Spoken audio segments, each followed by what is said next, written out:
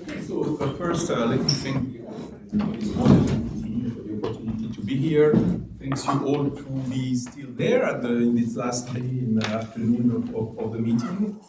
I'll have first two words of reassurance for those who might be worried. Some might have heard me before and might be afraid to see lots of tensors and numerical data. There will be no tensor, no numerical data. Some others might, so it will be experimental, and then others might be worried that I present experimental data. So the second reassurance is that I've not taken a single data point. So don't worry about that. So all the experiments were very largely coordinated by Julie Goyon, who is at Navier. Who started, as I say, this collaboration initially with Xavier Chateau. Eric first has welcomed us to do some experiments that I'll discuss and which are crucial to what I'll present. And the data was really taken by the students, especially Francesco Bonacci and Antoine Obel for the last part of what I'm going to talk about. I'll do a bit of introduction also, not about the general problem of material, but about because there is one thing that motivates us here. It's there is one application which is of great importance here. It's the problem of cement. And cement is 8% of CO2 emission. It's growing because people in Africa want to build airports and buildings and houses.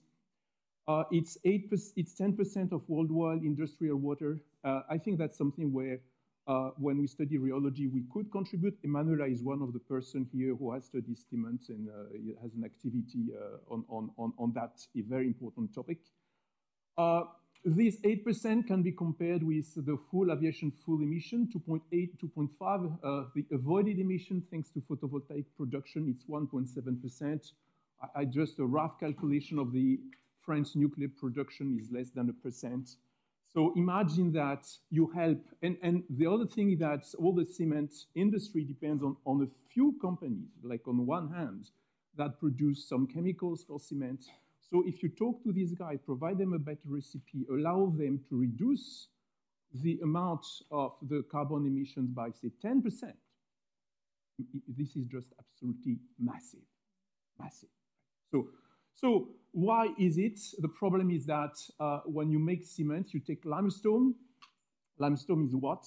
Everybody thinks that fossil matter is black because we think of oil, but limestone is a fossil material, which of course is built by the accumulation of these microorganisms for millions, hundreds of millions of years.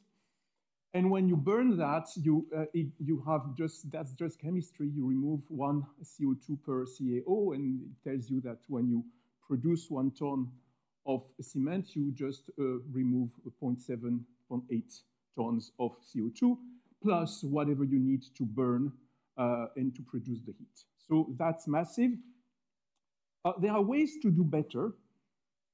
And the Italians will be happy that because they provide the best example, and they know how to build at that time. And this is the dome of the Roman Pantheon, which is made of cement, and it's cement prepared with pozzolan ashes. So it's volcanic ash. Volcanic ash, it's not limestone, it's not a fossil material. And so it's possible to make cement with something else, with pozzolanic cement. And then you have another chemical route. You use less water, and you remove, in fact, you absorb CO2 during the solidification process. So that's far much better, but the problem is precisely that you don't add water. So you need to make a cement which is with much less water, and the question is, how do you put that in place? If you were Roman at the time, probably you had people who were pouring that by hand, putting that in the right place.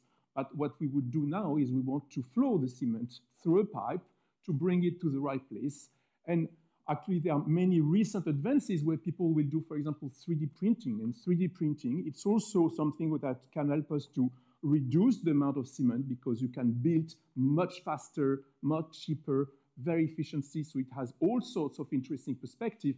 But then what you need to do, you need to have a high control of rheology to just put the amount of material where it is, to allow that to and to support the stresses of the next layers of materials during the construction process.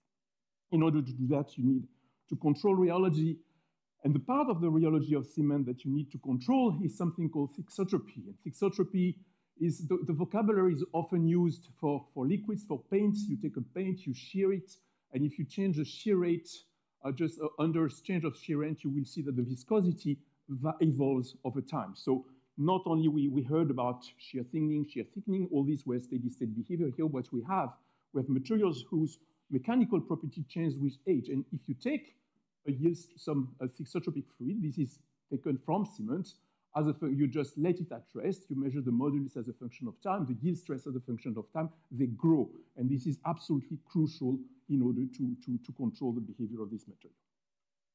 So what is thixotropy coming from? That's basically the thixotropy is something you have experienced when pouring ketchup. It's found also in some food. This is why when you shake the bottle, you can flow it, and then it stops and carries stresses. That's why it has a shape. Back to more or less savory materials. You have quicksand, mud flows, drilling muds, which present that. Back to cement. To emphasize one point, of course, cement is a horribly complicated material, not amenable to basic science. Now, the point is that in fact, everybody will think that there is the reactive process that gives rise to the solidification of the hydration reaction that actually makes the stone. But this process basically is not starting initially.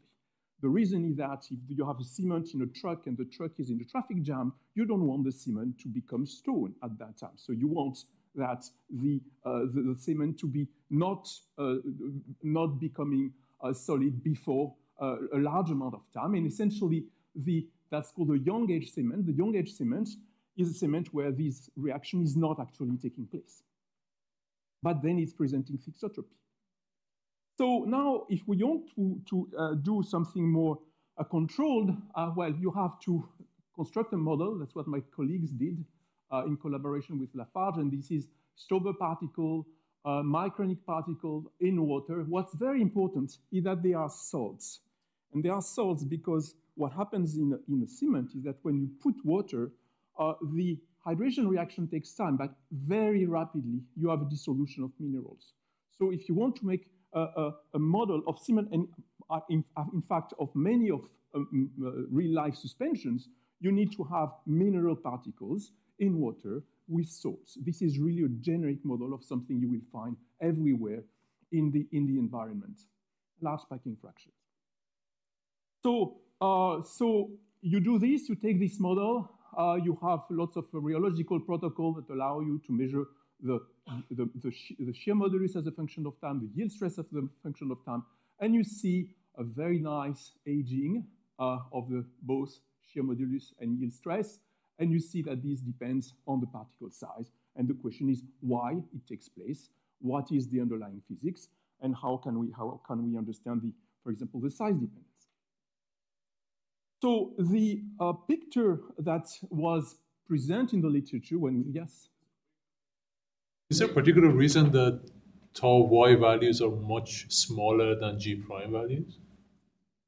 The sigma y are much smaller. Oh, yeah, it just says that the yield strain is small, right? Okay. The ratio is the yield strain. So the picture that we had initially, and that you will find everywhere in the literature, is that when you have time-dependent behavior, it's like a glass. And we love that, and we have all these works on the analogy between suspension and glasses, which were so successful because they were successful in understanding glasses. And in the end, you open rheology books and people tell you that when you have thixotropy, it's about glass shear relaxation. That's what you read. So that's what you find in the literature. Okay, you take your system, you measure here, you have the shear modulus aging, you take a picture with confocal microscopy. Here you reconstruct particle position, 1 minute, 5 minutes, 10 minutes. So you have a slight particle loss. This is just the photo bleaching, so you just lose particle. What you should see is that most of the particle here, for most of the particles, the two rings fall on top of each other, which means the suspension is actually frozen. So you have a suspension which is frozen, yet you have aging. So this is non-structural aging. And so the whole picture we have fades. So what do we do with that? We go back to theory. We know that the interaction between particles are governed by DLVO. We have particles and salts. So we have the Coulombic repulsion, which of course is screened by the presence of salts and ions. And important thing, we have van der Waals attraction. And van der Waals attraction is of course related to the fact that you have an index contrast between the particle and any suspension you see in nature, they are opaque. Most of a large part of the literature, I'll go back to that, we like to work on transparent systems because we can see. But when we work on transparent system, we kill van der Waals attraction. In nature, van der Waals attraction is the most prevalent force. So when you have opacity, you have van der Waals attraction. When you have salt, you screen the Coulombic repulsion. The result of that, and you take your particles, you calculate the charges, you reconstruct the DLVO potential, is that if you take a very small amount of salt here, you take particles, you bring them together, you can pull them apart, and you can do the calculation of the DLVO potential. There is a repulsive barrier. The particles do not form contact. But what happens is that at moderate levels of salt, there is no barrier at all. So you have a system which is adhesive without any repulsive barrier that limits kinetically the adhesion. So so we have been focusing on that. And I think in the literature, there was a picture that you want to avoid adhesion. And there is a picture that if we have adhesive system like that, they are unstable in some way, they form patterns. And in that case, again, you have an evolution due to the structural evolution. The point what we have here is that we have dense adhesive system. They freeze within seconds. And because of that, they remain they are homogeneous at large scale. They don't form pores. They don't form fractal things. They just look like not very different from the liquid they are from. They look like frozen, but yet they are adhesive. And so in the literature, for example, you speak of stabilized suspensions when you want to prevent the attractive adhesive forces. Stabilized, because there's the idea that if you have adhesion, you destabilize the suspension. Again, here at 30%, you don't destabilize density fluctuations. So now, how do we do in order to understand what happens? We go talk to first. So Eric first. So Fantina and First did a fantastic experiment in 2005, 6, and 4, 5, 6. They had this idea to take colloidal particles and to make a rod of particles. So you take particles that you hold in optical traps, you create a rod, and then you do a 3-point bending test. And what they found is that the rod bends. And if the rod bends, it tells you that the particles don't roll on each other. If they were rolling on each other, you would see a triangle, like a string that you pull. You bend, it means that between colloidal particles, adhesive colloidal particles, you have bending forces. Which, now, so that's what that's typically the kind of test you can do. You take a thing, you bend, you have the force versus the deflection response, you analyze the deflection.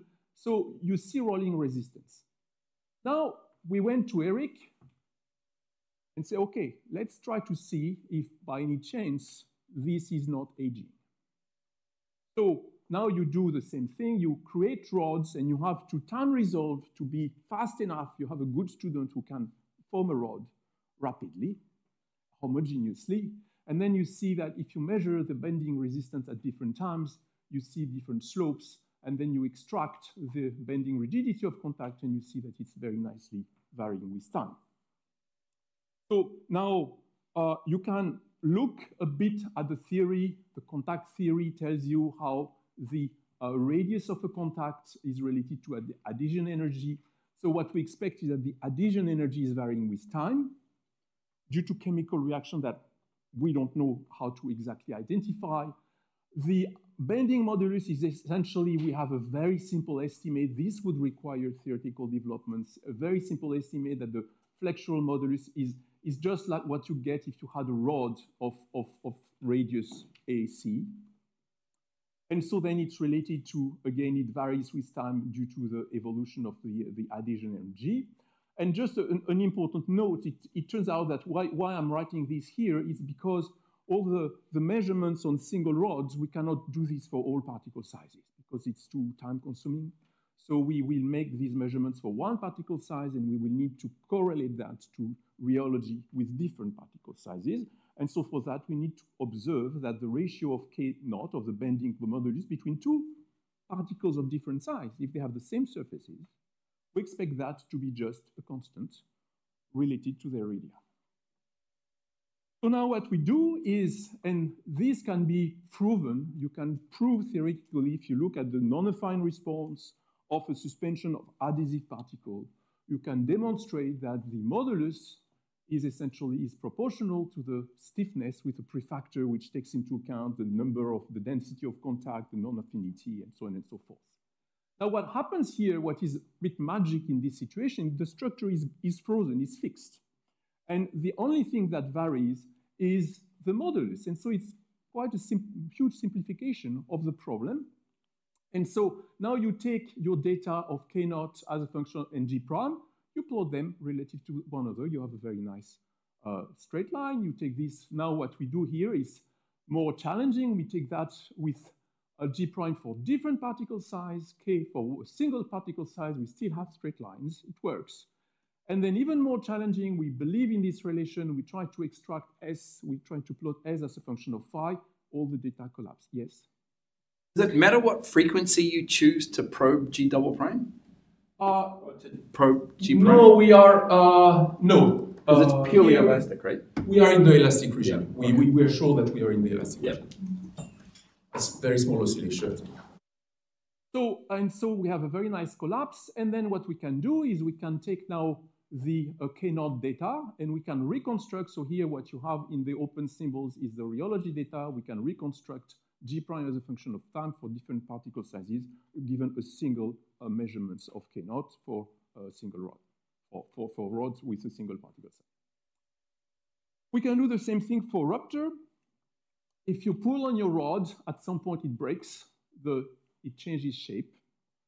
You can observe that the rupture points happen near the center of the rod, and that tells you that it's rolling rupture because the shear is uniformly, if you look at the mechanical response of a rod, the shear is uniform, the bending moment is not, and so rupture occurs at the point where you have the largest bending moment, and it tells you that you're measuring a critical bending moment.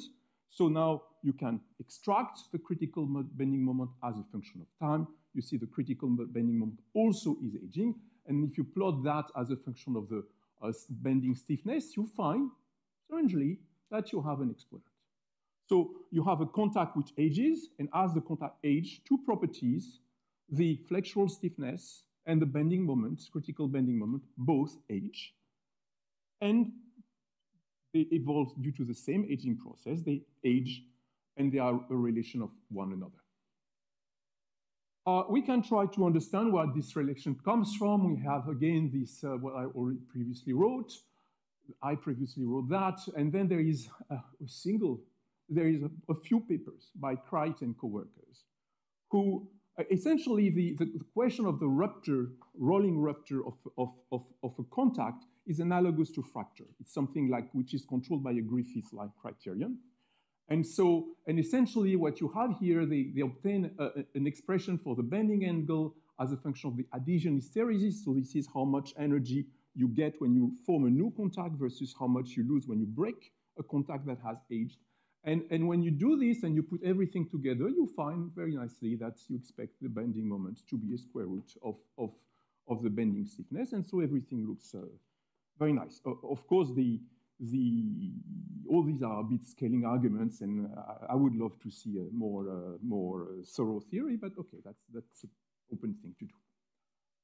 So now that you have this, now this is this is the wild guess. The wild guess is that the yield stress maybe is proportional to the bending limit. You can argue about that, but in order to argue about that, you need to have something a bit strange that happens. So what that tells you is that the contacts, they stiffen and they become brittle as a function of time. But now when you flow a material, you need, in order to flow, you need rupture not in one contact. It's not triggered by a single contact. It's not a large avalanche. When you have flow, you need to say that you have a fraction of contacts that yields. And when you say that a significant fraction of contacts have to yield in order to get to flow, then you can argue that the yield stress is proportional to this bending moment. You expect the scale, this is just coming from dimensional analysis, and then you can plot that and it works very nicely. And so now if you take this relation that you have for the modulus, this relation for stress, and the constitutive relation you have between the bending stiffness and rolling moment, you can predict that there is a macroscopic constitutive relation that relates the yield stress and the shear modulus, and you can plot your data, and it works remarkably. So this is, of course, if that works, whenever that works for material, it's fantastic. It means that if you want, you can probe the yield stress of material without actually shearing it, right? To Mazi's question, that C of phi over A, maybe if you get rid of the square root, that relates somehow to the yield strain. Yeah, all of this is related to the fact that you have a small yield strain, you have a kind of, yes. So, I mean, the yield strain is what is conserved for the yield strain is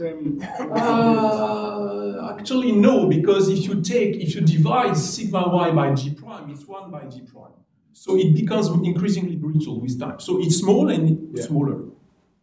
Because of the square root. The yield strain would be, you would need to divide the yield stress by g prime, right? So it goes like 1 over square root of g prime, and g prime grows. Yeah. So the yield strain decreases. So it's increasingly brittle. So you have a paste material that yields in an increasingly brittle way. Okay. How much time do I still have? Okay. So that's partial conclusion. Partial conclusion is that we have this contact aging scenario where microstructure freezes. Contact age by forming, and the age, how we know. We expect this scenario to have a very broad domain of relevance, because if you look, in fact, outside of the laboratory in nature, in suspension in nature, you are very easily in conditions where you have opacity, salinity, and you have adhesion, and so. And the fact that surface's age is known, it's known in friction, it's something. So it remains to explore. Yeah. You are showing us which kind of colloidal? This is for the Stauber particles, silica. Okay. So it was silica in water with salt. Okay. We did that also for PMMA particles, same thing.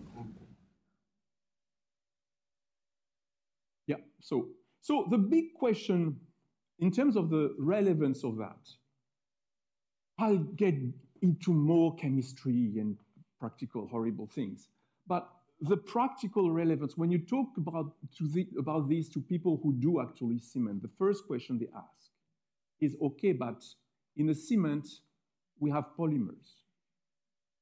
And the polymers are there to fluidize the suspension, and they fluidize the suspension by preventing the formation of contact. That's what they believe.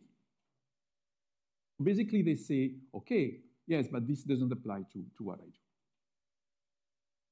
So, indeed, people add polymers which are supposed to prevent contact, and this give rise to a reduction of the yield stress and control of the rheology. So we studied that. By some, in the lab, my colleagues and I, we want to explore other more realistic polymers, but essentially this is a non-ionic tensioactive. So this is something that will study large among the critical micellar concentration. So it means that it's essentially in form of micelles. And so if you look at the adsorption, so this is the adsorbed amount of this. So we put now polymers in the same system. You look at the adsorbed fraction of polymer, and you see that initially all the polymers are adsorbed. The slope is 1. So it means this polymer likes a lot silica surface. It is in micelles. Micelles stick on the silica surface. At some point, it saturates. And when it saturates, you can look at the concentration, at the saturation value. It corresponds to the formation of a double layer. So you have essentially a polymer which is micelles, and it eventually forms double layers. So in between, you have something strange occurring. What we expect here is essentially that, and what happens here, you have a change of the charge, surface charge. And what we think happens is these polymers form a hydrogen bond. And as they form hydrogen bond, they stabilize hydrogen. And the charge of the silica surface is due to the loss of the OH, of some hydrogens. And so basically you stabilize hydrogen. So what we expect here is that we have a transition between adhesion in form of micelles, and these micelles are very tiny, very compact. And then at some point, you have these double layers which expands and takes a lot of place. So the short story is that if now we do the same microconfocal pictures, we see again that the suspension is frozen up to a large concentration, which essentially corresponds to the situation when you are saturation. And it's logical. So long as you're not fully saturated, there are some bare surfaces. And if you look at the interaction potential, in fact, these monolayers are a few nanometers, but the range of the van der Waals attraction is much larger. So even when they are covered by monolayers, the particles are attracted to each other, and these double layers are squeezed out of the contact, and they enter in contact. Then you can do aging, and you find contact age, and you see that the whole picture continues to exist. This is as a function of increasing concentration. So you find that you form contact, you still form adhesive contacts that resist rolling and that present aging. So the whole scenario continues to apply with a few important differences. So here we have the particle stiffness as a function of time. This is what you have for bare particles. So that's the aging we showed about before. If you look now at this system with polymers, you see that you have something, it looks like it weakens. And if you plot the stiffness as a function of the fraction of polymer, you see that initially it's almost constant, and then it drops. And after that, you lose contacts completely. So here you have really, you really prevent the contact formation. Here you have contact, but they seem weaker. How can they be weaker?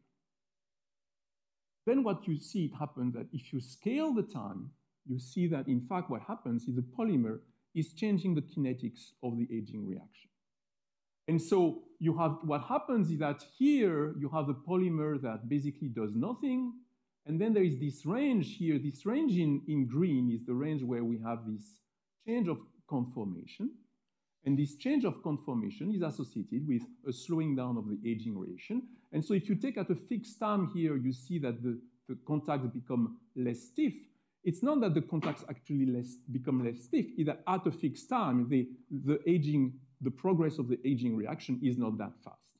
And so we think that it's basically because the polymer creates some kind of barriers that prevents the exchange of ions and the chemical reaction, which is cause of aging. So we can do the same with the rolling threshold. We have some slight differences because we have a reinforcement, which we think is related to this location of polymers. Essentially what happens in the end is that we still have the same slowing down in this green range. And okay, we just reiterate the same thing. We find again that G prime is proportional to Kr. We can extract now S, which depends on the polymer content. We can extract here the prefactor of the shear stress versus a rolling threshold reduction as a function of constants. We have indication that the polymer changes the gelation process. And so in the end, we can reconstruct the full data. And so I'll conclude. To say that we have this scenario where thixotropy is entirely controlled by the chemistry at the level of contact. And in terms of the importance of showing that it works in terms of polymer is in view of many applications, because it forces these people to think differently about their system, and this is where we can have some impact, right? And so the idea that admixing modifies the scenario in 3 ways, it changes the gelation kinetics. We see that because the microstructures are visibly different. And it may change some overall properties, like the scale, it can change a bit of the rolling resistance. It changes the aging kinetics. We don't really fully understand how. But I think we are opening many more, asking many more questions than we answer. But at least I think we propose a new view on these materials.